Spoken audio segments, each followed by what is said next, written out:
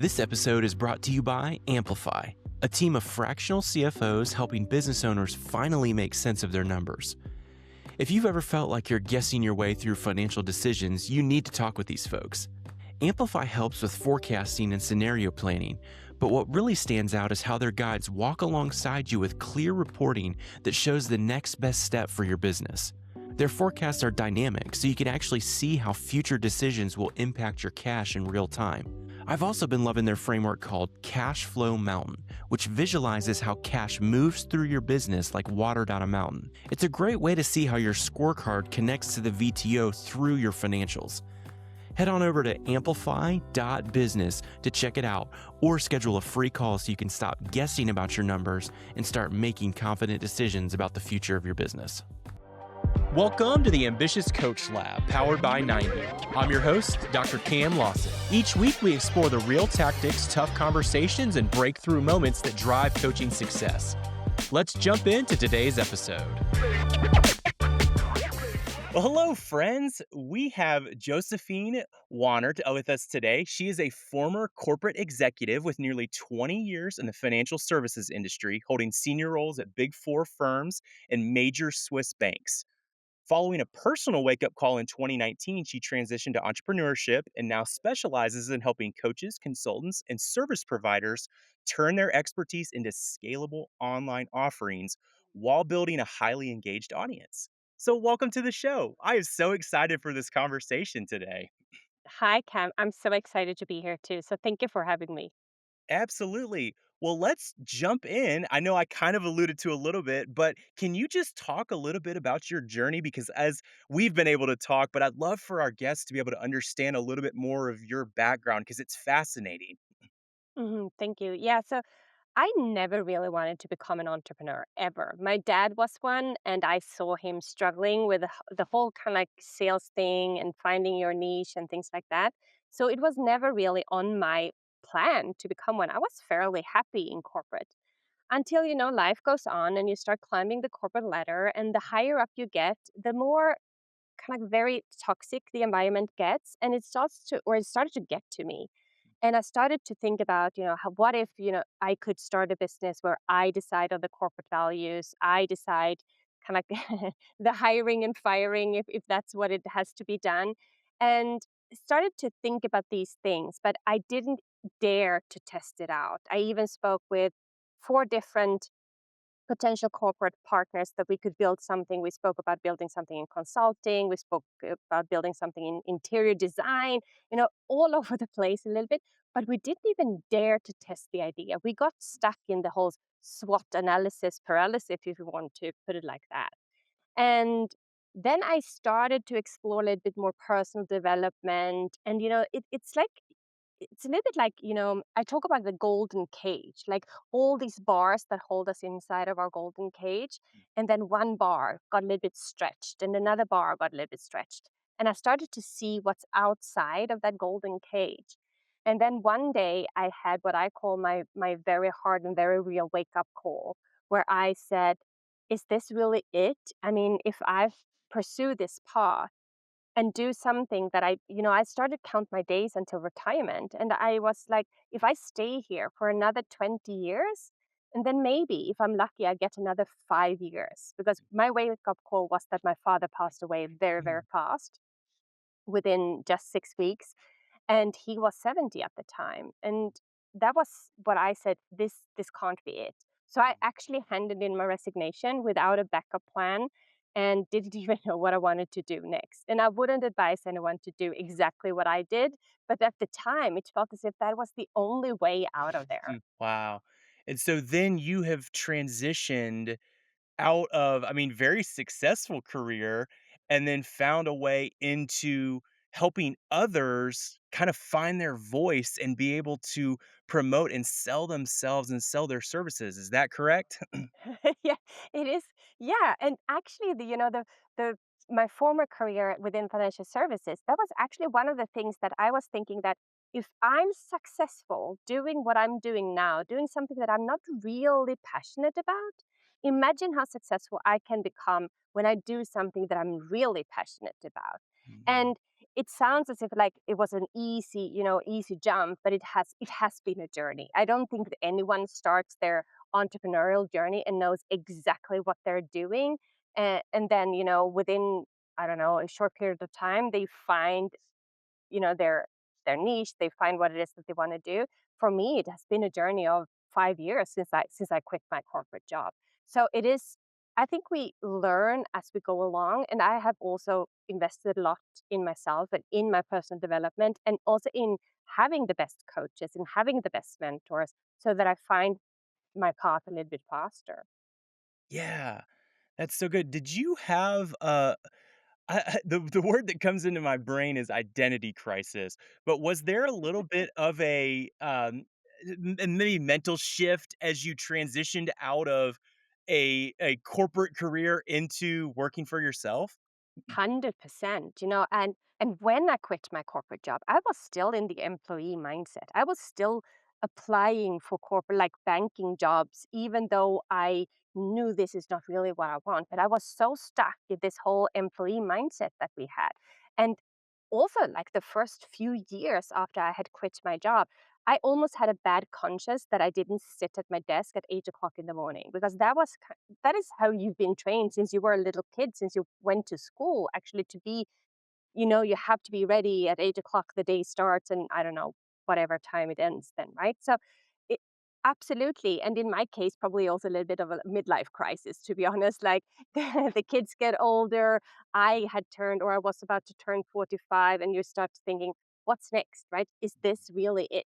So, absolutely, kind of like a little bit of a midlife crisis, a little bit of a 100% an identity crisis, because if you're no longer a banker, if you're no longer a person who has been pursuing a career for 20 years, who are you now?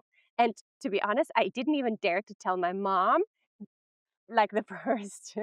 I told her like 2 weeks after my father had passed away, and I had quit my job before my father actually passed away, Mm. because that was so hard, my wake up call, that I was like, I need to get out of here now. So, absolutely, it has been a journey. And, I came also from a very hard and very analytical world, and ended up in coaching, which is super soft and super kind of like understanding. And that's not me either. So I had to find my way back somewhere in the middle, where I am now. I'm still very analytical. I'm still very kind of like, but I also have, the soft empathetic sides that as a coach has. But I'm more of a business mentor and business Mm. coach, and not the life coach that you might that we are trained to become, like the first coaching degrees there. Yeah, it's definitely a balance because, I mean, coaching is deeply human work. I mean, you're bringing all sorts of the client is bringing all sorts of kind of baggage into a conversation, both personally and professionally, and then we're also trying to execute on goals, and so it's this really combination of all of that that you have to manage. But I think there is a level of value per se in some of that ridge. I mean, we have to execute, we have to go after this, and being able to have that as a coach, I think is so valuable, but having that balance is, I mean, critical to the success of a coach. So let's talk a little bit about, I mean, you've gone into kind of this social media aspect of helping coaches and consultants and other service providers, right? With how they utilize that. Can you talk about how you framed your offering or found that niche, if you will? Mhm. So when I started out, I was so afraid of social media. Also, because in the bank, we had been told we cannot post anything on social media, or you might get fired. Like, very, like, very hard terms. If you post the wrong thing, you're out of here, kind of. So I was super afraid of social media. And when I started my career, or like my new career, building my business, I actually started on Instagram first, because that's where all the, the successful online coaches were. So I thought that is the way to go. It also felt freer and more relaxed than LinkedIn. So, like everyone else, I started to post there. I had a business coach at the time who said, you need to utilize stories. You have to be on stories every single day. You have to go live on stories. But as I was so afraid of social media, I hardly dared to post at all. And LinkedIn felt like very corporate. also where my past network were, my old colleagues were, and I was really afraid of being judged by them. Like now, turning successful banking career into something very soft and a little bit people don't really understand what it is, maybe. But then I started to move over a little bit more to LinkedIn, started to show up there, started to post about, what I believe in, my offers and things like that. And people started to notice me on LinkedIn and they started to reach out to me. And we started discussions in the comment sections. And I actually found a little bit what I would call my tribe, which is not to kind of like be confused with an engagement pod or anything like that, but more supporters. And after a while, people actually started to reach out to me and say, "Hey, I see you on LinkedIn. I want you to teach me LinkedIn." And I was very reluctant in the beginning. I said, "No, no, no, you should go to the big gurus instead." And they were like, "No, I want to be learned from you." So by finding that niche, I would say it actually found me. So it wasn't something that I searched for. Had you asked me 1.5 years ago if I'm going to teach LinkedIn, I probably would have said no. That's not what I do. But listening to what my audience really wanted and then actually testing the market to see if there is an interest here, if there is a demand, and putting together a masterclass and then taking it from there. And that is one of like the big learnings. You just test the market, ask what people really want to hear, and what they need, and then start building from there. Yeah, I would say if you're in business coaching, you're going to have a LinkedIn, right? Like that's Yeah, where you go to put your content out, connect with people, network. I mean, all the things, right? But I would say a lot of coaches that I talk to, right, they instinctively know that they need to utilize LinkedIn, but they feel really lost, right? yeah, What would you say when you're first starting and working with somebody? I mean, what are some of the maybe mindset shifts or maybe approaches to just get started? Because it can be a little overwhelming because you see these people that are cranking out great content and that's years and years and years in the making, then it's like, well, I gotta start, but where do I start? How do you kinda yeah. coach people to get moving? So what many of my clients and my audience also think is that you have to be different on LinkedIn. And as you say, it looks so many, it seems to be so professional on LinkedIn. And I would say, well, it's not really Facebook and it's not Instagram. We don't post pictures of our food. I don't even know if people do that any longer. But you also don't compete with everyone who posts about their kids dancing shows, or my father-in-law posts pictures of his holidays, right, which people do on Instagram and they do on Facebook. So you have over 1 billion people on LinkedIn, and only 2% of us actually use it to post content regularly. And with regularly, I mean once per week. So you don't even need to show up every single day. You don't need to show up and post stories and reels and do dancing and whatever movements, or try to find trending music and things like that. You actually only need to show up and be you and make it short and concise. And many of my clients are also multi passionate. So they are like, I don't really know what to focus on. And here's where we need to start with one thing, because if you are all over the place, then it will be confusing both for yourself, but also for your audience. So try to find one topic and then you start writing about that topic. And I think it's just, to get started, get going. And the first post can even be like an introductory post. It doesn't have to be a big thing, but just to get out of there and just to get going, that is so important. That's great as far as, kinda getting started because I see a lot of coaches and they sometimes, even if they're working for a larger maybe they're part of a franchise organization, of a coaching organization, and the organization puts out, content that they can share. And it's funny, I have a very unique position being at 90 where I work, where I'm talking to hundreds of coaches every year and I'm connected to a lot of coaches. It's funny when you see from a corporate standpoint, all of them get something that they post and they all post it at the same time. And it's just like, and then they kind of cannibalize each other and they're just interacting Yeah. with one another. And there's not a lot of thought behind it. And there's not a lot of passion behind it. Cause you mentioned that a little bit of kind of finding those things that you're passionate about or the things that resonate with you. I think authentically you comes out a lot, and I think it's a Yeah. little bit of a buzzword now, but I understand it and I think there's value to it. But I mean, how do you coach coaches on getting to that right?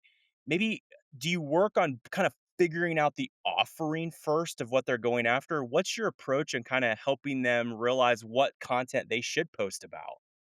Yeah, so that is a great point that you're making. And if I could just grab the piece you said before about they post the same content, and I Mm, see the same trend too. And I think it's because some of these gurus they share the templates. They have these engagement pods, so their people actually get hundreds and hundreds of likes and comments on their posts. But that doesn't actually tell them whether their real audience, which are their prospects and their clients, actually resonate with that content.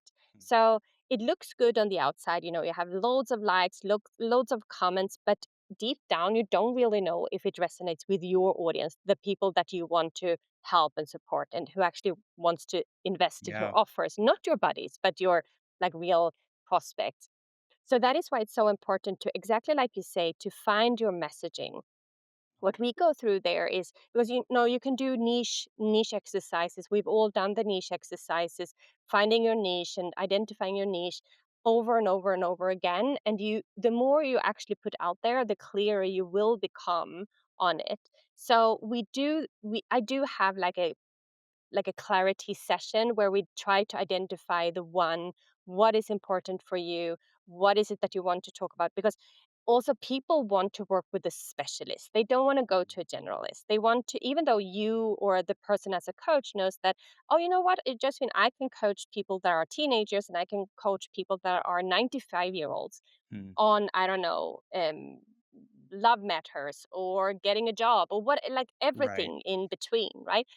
But they don't believe that. They want to work with the specialist. So that is why it's so important to actually identify one problem and one audience, and then you start writing to them, because then it will also be so much more easy to do the content and create the messaging around that. So that is important. What we then also look into, I call my 5 different buckets of framework, where we look into, first of all, content that converts, like what are the different types of content that you can do. um, then we look into engagement and connecting with the right people, so that we don't have these engagement pods but real people that actually are your supporters or collaborators and your audience. Because there are, as I said, 2% of everyone posts, right? And create content. But that means that we have 98% who's not doing that. They are not creating content. And in those 98% is most likely the ideal audience. So how do we then bring them out? How do we connect with them, right?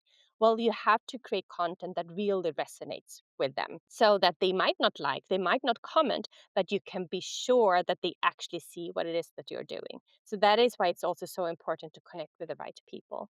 And then we have, of course, an optimized profile, because if someone lands on your profile and they're like, this person isn't for me, or this profile looks totally almost a little bit like dead.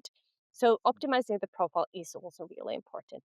And then what we also talk a lot about is the sales mindset. And we don't pitch, we don't, pitch, like we use the word invitation instead. We are helping someone to solve a problem they already know that they have.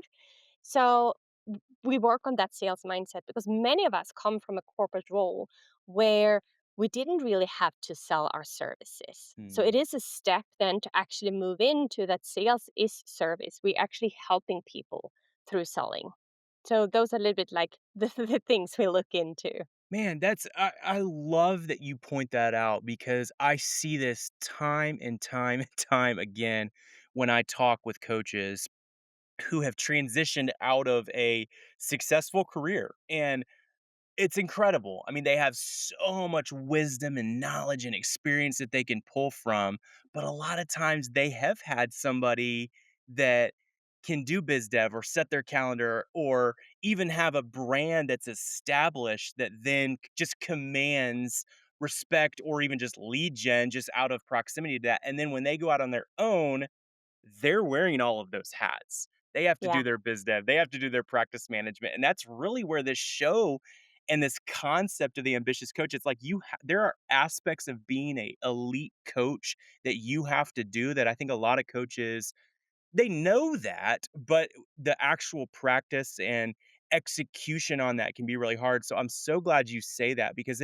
you do have to relearn that a little bit where I got to go out here and do biz dev and I have to learn how to find the pain points and ask questions and figure out that. So, I mean, I see that. I resonate with that because it's a struggle, I think, for a lot of coaches. So, like, can you talk a little bit about how you can utilize LinkedIn in a biz dev motion, a business development motion for coaches to really find those right fit, whether that's through content or engagement or even messaging? Because I know I get a lot of those LinkedIn messages where it's most likely a bot doing it for them, and that's frustrating. Yeah. And so, like, Yeah.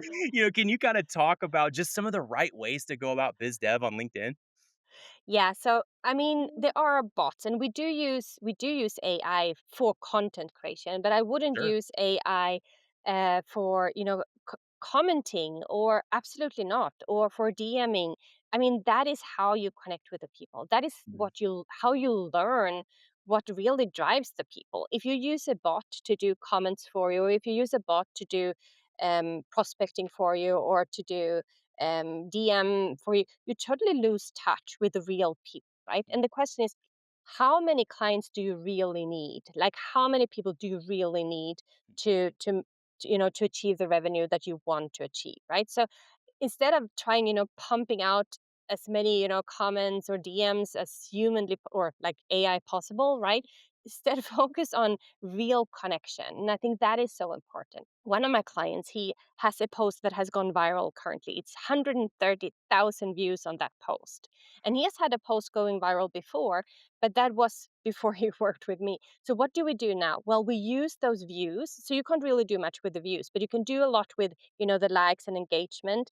So now he actually sends DMs to all of these people that seem to be a good fit. You don't have to send it to everyone, but that seem to be a good fit.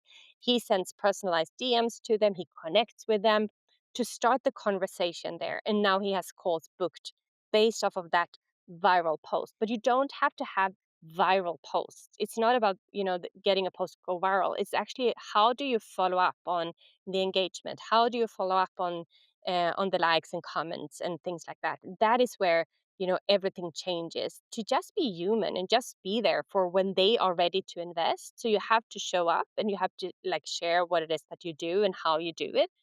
And then when they are ready to invest, they will come knocking because you have been there and be on top of mind of the people, so that they see you, they see your content, but they also get messages from you in the DM, and not like I have someone now sending me video messages and voice messages and things like that. That's just annoying. Like, be a real person instead, and Right.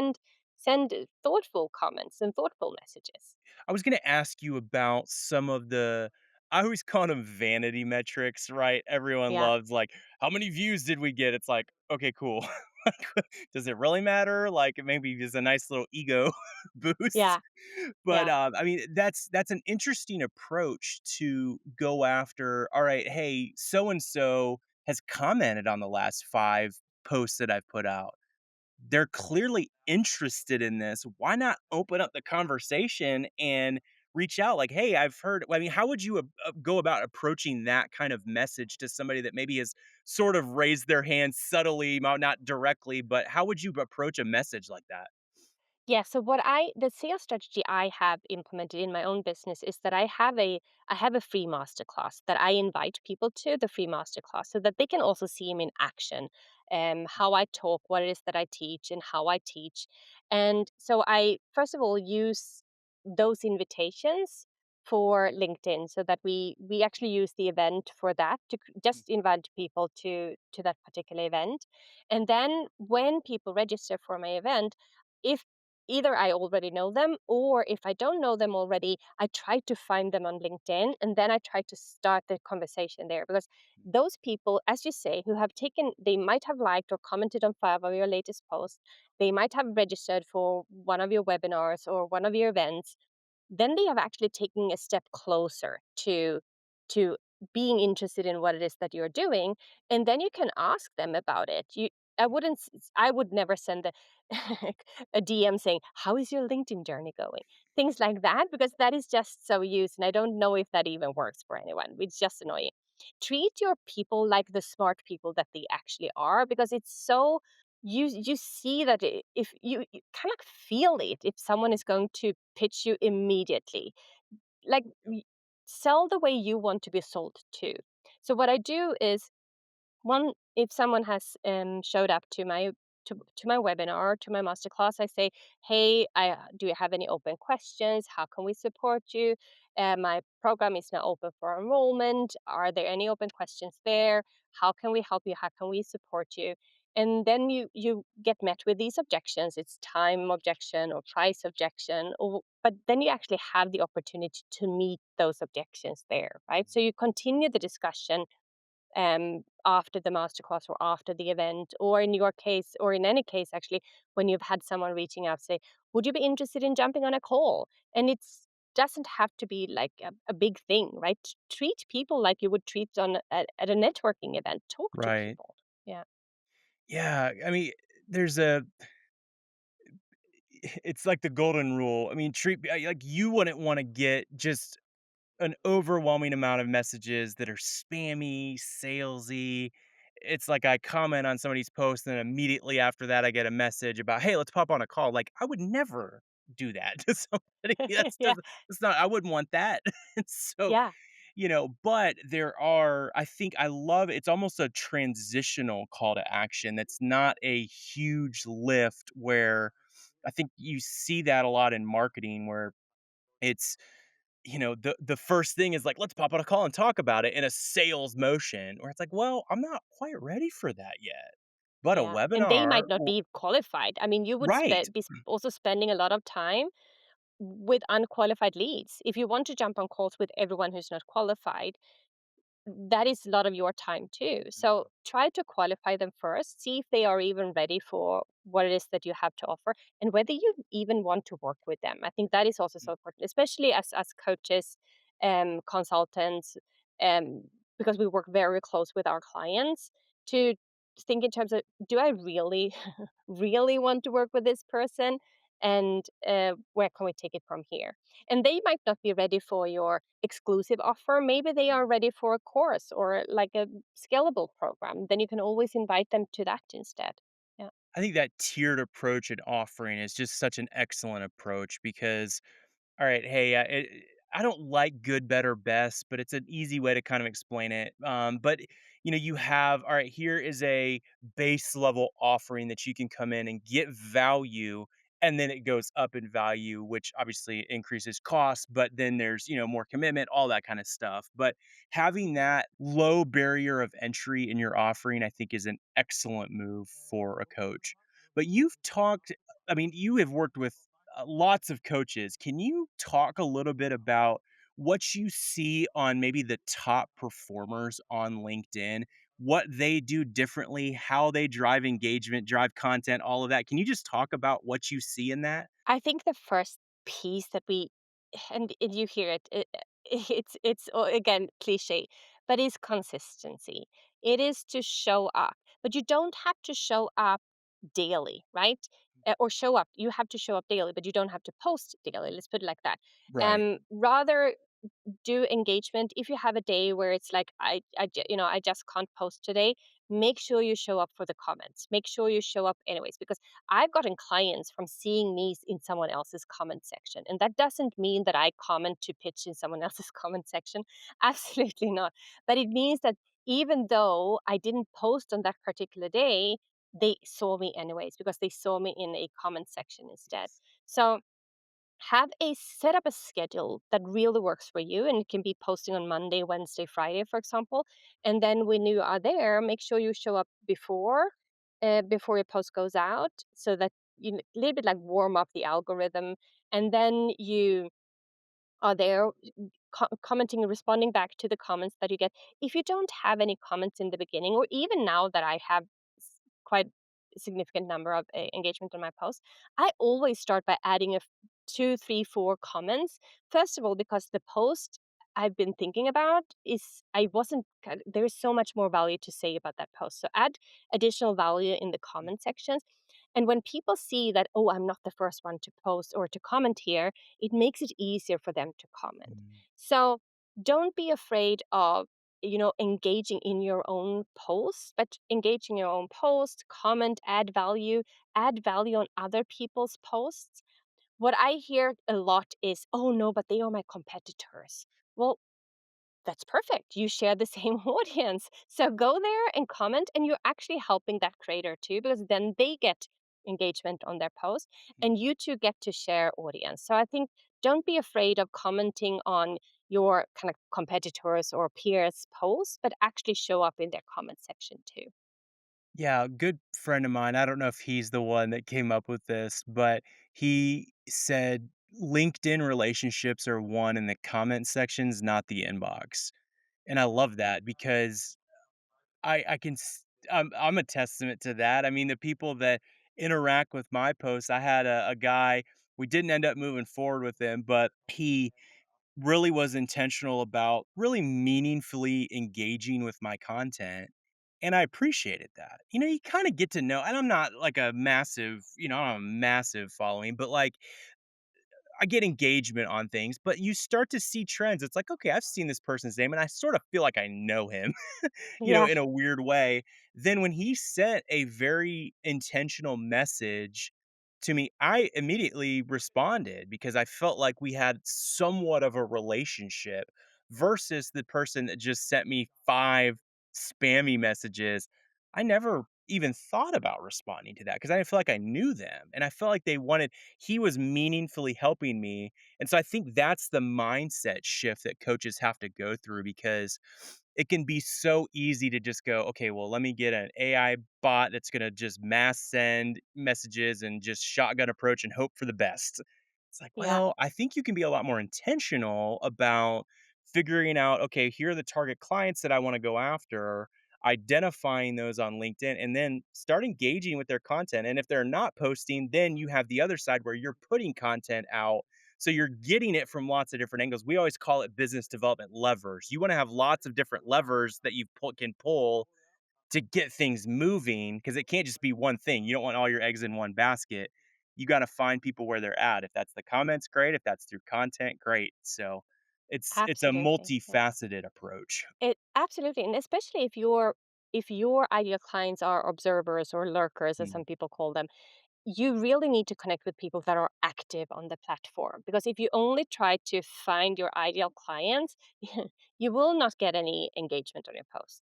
For example, if you're a relationship coach or if you're a financial coach, for example, people might not want to raise the hand and say, "Oh, I have trouble in my marriage," or "I want to, I don't know, improve my finances." So you really need to find an audience or supporters that are commenters themselves too, so that you engage in their content and they come and engage in your content. mm. And through that, the right people will actually see your stuff too. If you had to start over with, let's just make it an easy number, 0 followers, building things from scratch, what would you do in the first 30, 60, 90, however long days to get a profile off the ground, and how would you focus on things? So I think when you just start out, you don't really know what am I doing? Who am I doing it for? Why am I even doing this? Right. But you're like, I want to be doing something. I want to share something. So I would try to find something that I am really passionate about. Mm, Some people might think that, oh, I read an amazing book lately. Share about the book. Make it easy for you. Don't make it too complicated. And I remember one thing that really, really helped me back was, what if what I'm sharing is not valuable enough? It will always be valuable to at least one person. And I think that is like the mindset we need to have. And I've shared posts where when I shared them, I didn't think much about it. But people have come to me afterwards and said, that post is still, I still remember that post. So share. I think you need to be a little bit personal without being private. And don't share when you're at the bottom of whatever you might be, because don't treat your audience like a therapist, right? because you want to build authority, you want to be seen as the expert, and we can't do that when we only get pity, right? So Mm. if you're really in a deep hole, wait with sharing until you're at least, on the way out. You can always share about that later down. But I would say just I would probably spend like the first 5 days or something like that to study others. What are others doing? What is it that they're sharing? What is the engagement that they're getting? And then I would start commenting on those people's stuff to get seen. And I would at the same time also start sharing myself, not copying, because you still need your own style, but look at them, see how they have done it, and then you do something similar, because it's always easier to learn from someone who has done it already. So I would definitely, then just start doing. And then when you will find your way the more you do things, but you can't find your way in a vacuum. That's just not possible.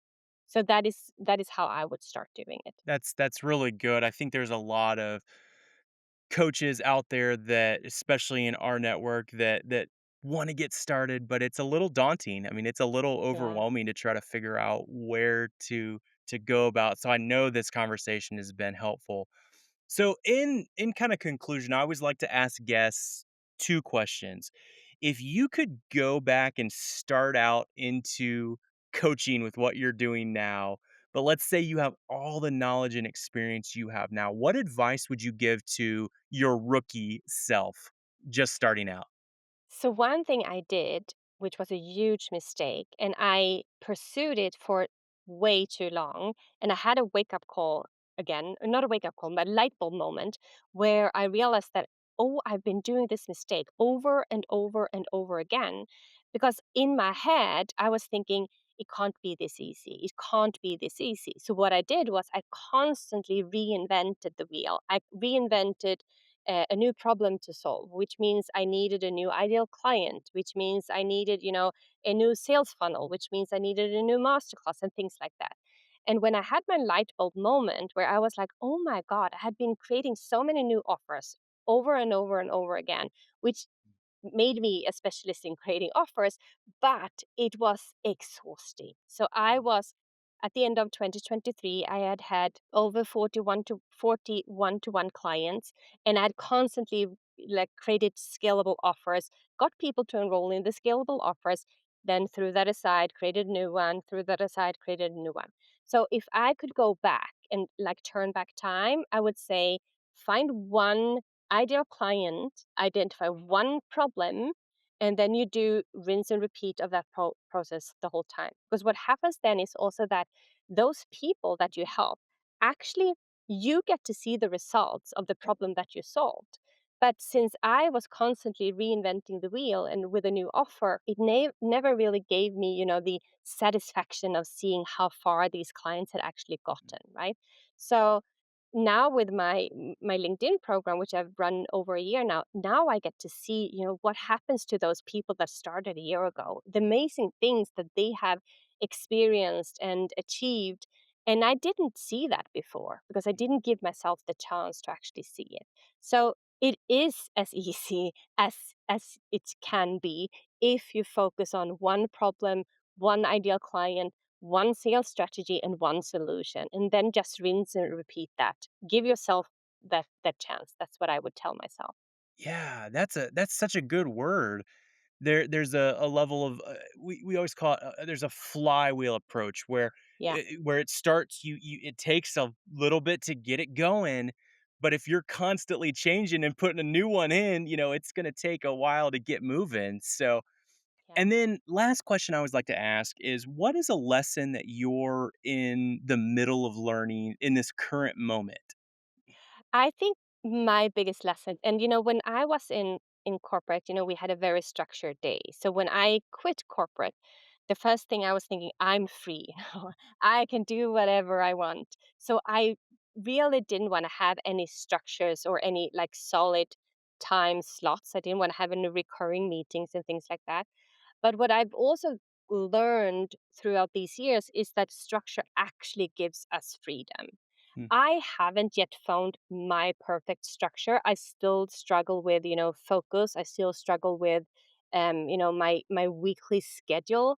So that is absolutely a lesson that I am continuously learning and studying others, trying to figure out which times are like my times, which times are the day, the hours when I have my client meetings and things like that, and to actually stick to the plan. So those are the things that I focus on currently: sticking to the plan, not reinventing the wheel, not creating new offers, but just sticking to the plan, and then also get the structure in so that I get the freedom that I actually that I'm yeah, I think we all want, really. Yeah, sometimes we think structure puts up walls and boundaries that will keep us from, getting the freedom, but I think it's actually the very thing that provides the freedom. It So 100%, it makes everything so much more plannable, right? it's yeah, and predictable, and it allows, I think, your brain to tap into a higher level of creativity when the structure is what's driving just the logistics and those things. It allows me to tap into that higher brain power and really think strategically or creatively or whatever I need to in the moment. So that's a really good word. I appreciate you sharing that. Let's say someone wants to get in touch with you. Maybe they want to learn more about some of your work or pick your brain on some things. What's the best place to get in touch with you? So I am obviously on LinkedIn, but you can also find me on Instagram, for example. I Because what we do on Instagram, if someone is interested, is we actually just repurposing what we share on LinkedIn. We're repurposing it on Instagram, and that's it. We're not and that's also why Instagram isn't really growing, because the strategy that you want to run on either social media platform is you actually have to be there, you have to engage. But in case, something would happen to my LinkedIn or something would happen to my Instagram, that is also why we are repurposing, so we don't lose, we have at least a social media presence somewhere, because you never know. Social media is still just borrowed land, right? So we need to, as I think you said it before, Cam, do not put all your eggs in one basket, right? So we need to be a little bit careful. And we'll link out to a lot of this to make sure people can get in touch. But thank you so much for coming on. I really appreciate this conversation. I know I've taken a lot away from it, and I know others will too. So thank you for coming on and sharing your wisdom with us. And we'll catch you next time. So Thank you so much, Cam, for having me. take care. Bye. Bye. That's it for today's episode of the Ambitious Coach Lab. My hope is that something here helps you sharpen your craft and keep building a coaching practice you're proud of. Before we wrap, a quick thank you to our sponsor, 90. If you're coaching leadership teams, having your clients run their entire world in 90 truly elevates your work. Vision, rocks, scorecards, issues, it all lives in one centralized place.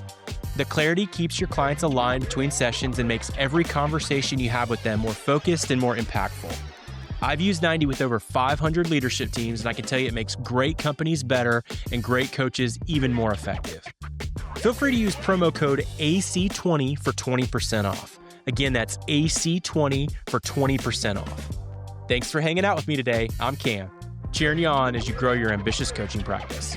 We'll see you next time.